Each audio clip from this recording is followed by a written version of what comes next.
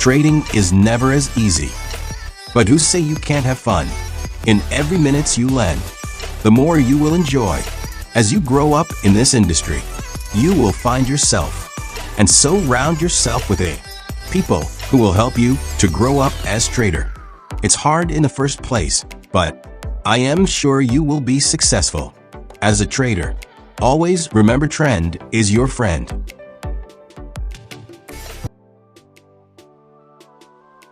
What a week, folks, I'll tell you. Looking back, we had a lot of economic data on the jobs and labor market, initially showing some weakness, right? ADP, jobless claims were both on the weaker side, but then this morning we got our non-farm payrolls report, and that non-farm payrolls report came out at 139,000. That was a little bit better than expectations, and it really calmed the nerves on the labor market front, right? In fact, we saw the 10-year yield actually moving back up a little bit as Fed rate cuts were then being diminished, meaning that people were expecting potentially more rate cuts, but now they're expecting a little bit less later this year. Then you throw in the whole Trump and Elon Musk feud on Twitter and Truth Social, and it really was an exhausting week.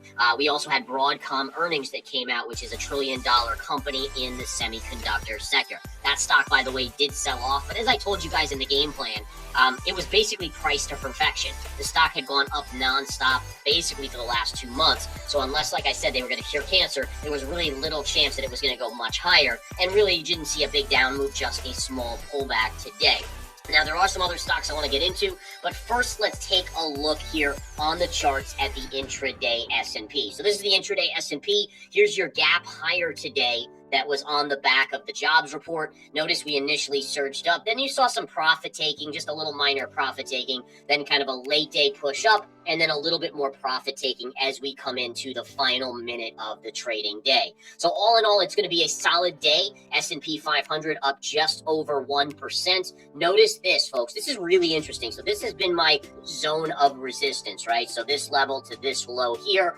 Notice again, we came up into it. It was rejected. We then came up a little bit lower. It was only slightly rejected, right? The market seemed to be getting more and more confidence. Then we pushed briefly above it and got pushed back down to this line right here. And then today we're going to actually close solidly above that level. And in fact, right now we're trading at 6,003 on the S&P. So we have recaptured the $6,000 level, at least as of now. Granted, there's 1 minute to go, so we can always see a sell-off into the end of the day here that goes back below. But as of now, we're 3 points above that level. Now, just zooming out here, right? So what are we looking at here? So number one, we're looking at this pivot high, which is your all-time high.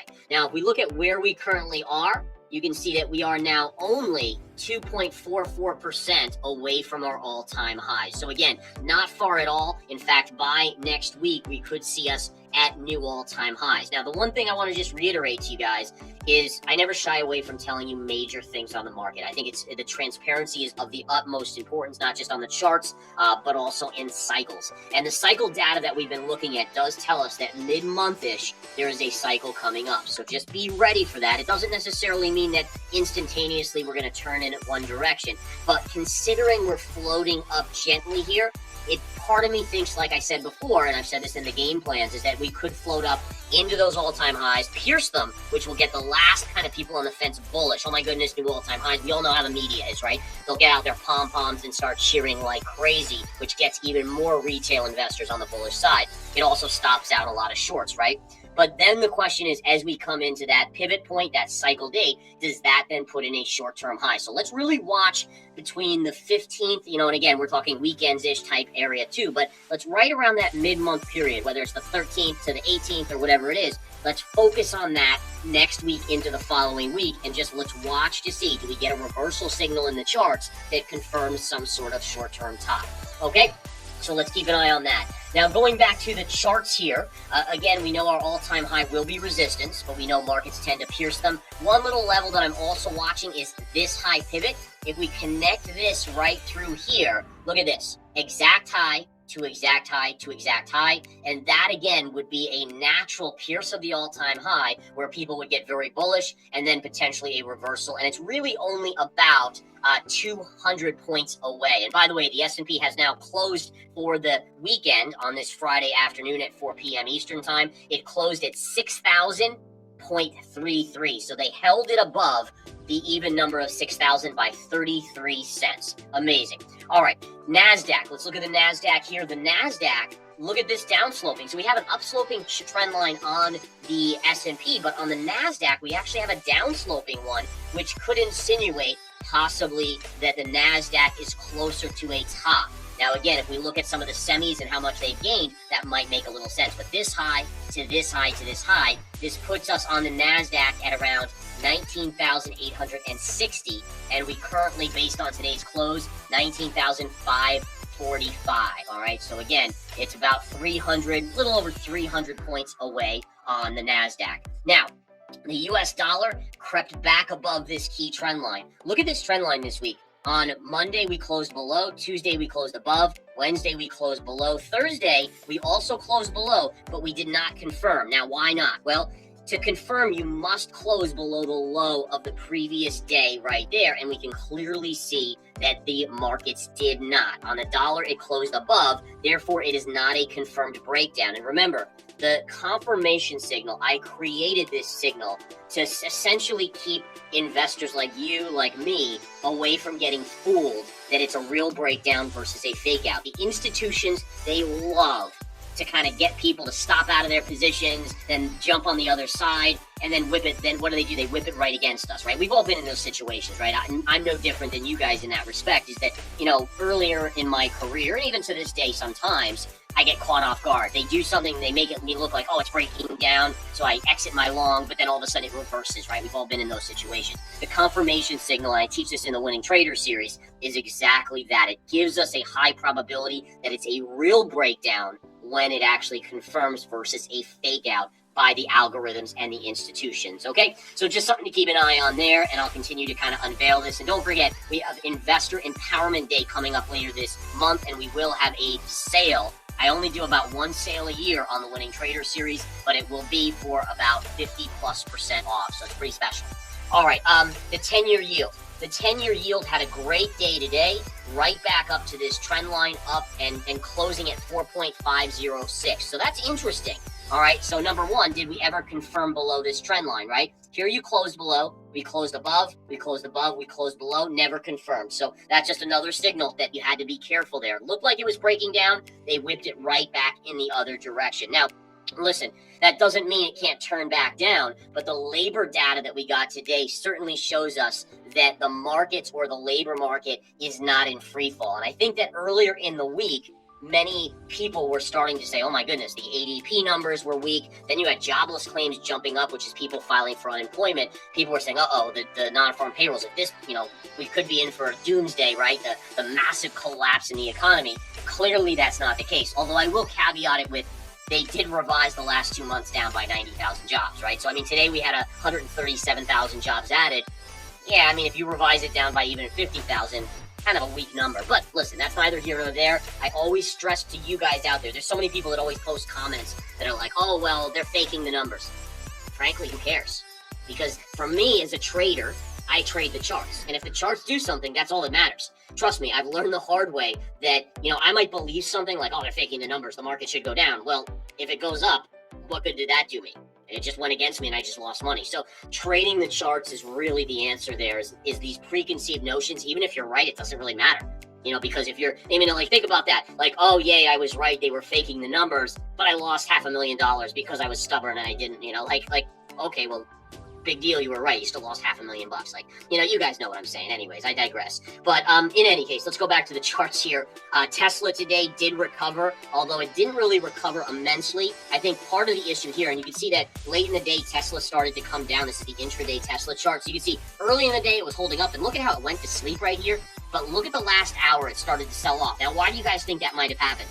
Well, in my humble opinion, my guess is that investors said, all right, wait, I don't want to hold Tesla over the weekend, because what if a Twitter / Truth Social war of feud erupts again over the weekend? And so my guess is you had some people exiting the Tesla longs into the end of the day just because of the risk of holding this over the weekend, and that something could erupt again. I mean, who the heck knows where things are on Sunday night into Monday. Robinhood, look at this, guys. This is really an interesting chart. Robinhood getting crushed into the end of the day after being up significantly. Now listen, the stock was still up tremendously, but I want to show you this, guys. Look at this chart right here. I believe this is the high. So this is your highest point in 2023 right here. You connect it right through here, and look at what you got today. Now, look at that. Perfect to the top, and look at the high today right there. Now, what's interesting about Robinhood is there's been a lot of speculation that they're going to be added to the S&P 500, and they might be, don't get me wrong, in all fairness, eventually I think they will be, but it's just interesting because a lot of investors were buying it on the assumption, which then was factoring in that they would be, which then opens the door. If it doesn't get added to the S&P 500, there's a lot of downside there, meaning that people will all dump. So again, interesting to see that late in the day. I'm guessing this was more institutional, just being like, let's cash out, especially with the technical chart of Robinhood that had basically gone right up into that major pivot. So it'll be interesting to see what happens. This was also a topping tail yesterday, which is a bearish reversal signal. And remember, when you get these signals and the volume is relatively high like it's been, that means institutions are generally selling into retail folks. So listen, could it be added? Maybe it is, but my guess is this run-up on Robinhood has mostly factored that in. Maybe it were to gap up a little bit, but then ultimately, I would guess it would come back in. So always be a little bit careful about chasing. You know, even if you hear a rumor about them being added to the S&P, use your brain and look at the chart and say, okay, well, you know, is this chart trading down here? Okay, well then maybe it is a good buy. But after this type of run, be very, very careful, especially when it's coming into a major trend line there. NVIDIA today, it was up a little on the day, but only 1.2%. It is still stuck right at this level. This was your high on earnings when they released earnings. It retested it yesterday, and today, can it break through? If it breaks through, there's somewhat limited upside. This resistance and then this resistance, or is it going to get rejected back down? Ultimately, it wouldn't shock me to see NVIDIA go a little higher, but I still think eventually it's going to come in dramatically. But again, it's going to take a weaker economy probably and a slowdown in the AI data center space. All right, let's take a look today at Bitcoin. Bitcoin rebounding after having a nasty sell-off yesterday with the stock market. It rebounded today. Now again, it's back inside of this support zone, which is good. Notice closed below. Did it confirm? Nope. So again, for me at least, I don't get kind of, faked out by that. Confirmation signal literally saves the day so many times, both on the breakouts and breakdowns. But here we are back into this zone. So you could say, okay, it's back into support zone here, but just continue to be careful from the only aspect. And this is my only drawback on Bitcoin. And I love Bitcoin long term. But in the short term, it's very clear based on yesterday's down move when the stock market sold off and then today's up move when the stock market rallied, that it remains a risk asset. So when you're looking at Bitcoin and you say, okay, well, what are my main risks for Bitcoin? To be honest, the only main risk, the immediate one for me that it has, is the stock market. Unfortunately, right? For Bitcoiners and people that love Bitcoin, Michael Saylor, it's just, now listen, if you're a long-term hodler, probably doesn't matter, right? I mean, who cares what it does in the next 6 months or year? But if you're a shorter-term investor like me, you have to be very aware that if the stock market gets to a point where it starts to roll over, we clearly see from yesterday and today's price action that Bitcoin will roll with the stock market, but then also go up with the stock market. So just something to keep an eye on there. All right, next up, let's take a look at gold. Gold today pulling back. Again, a little bit of risk off, but notice how gold held the line here. As long as it holds the line, the bias remains bullish on gold. Silver today did eke out a little bit of a gain, but it did come back in. I still am holding my SLV position with Smart Money Commodity members here, as I still think there could be a little bit more upside until this level, but I will admit that you're getting a little short-term extended on silver. So again, could it consolidate for a few days, pull back a little bit? Probably it could, but I still think overall we'll get a little bit more out of it to the upside before at least I take profits on that position. Oil today, oil did rally to the upside. So again, it is creeping towards major resistance here. You could almost make a case for a cup and handle pattern here as well. So again, it could go, I think this could even go to 66 and maybe even pierce 66, maybe to 67. But at that point, I probably do pull the trigger on a short at that point. So again, I think near term, you look for further upside on oil. And then once we get up in this range here, 66, even 67, I'll be thinking about a short trade on oil. Taking a look at nat gas, little inside bar green candle inside bar, which is basically a bullish pattern, a little bit of an uptick today, but it's still not at resistance here. It's still got a ways to go. And then you have support down in this range. All right. So really, again, we can flip through just a couple final charts. Meta, guys, Meta is coming into a big level. So it's piercing this zone here, but it's also getting close to a gap fill. Meta should have a lot of resistance right around here. Be aware of that.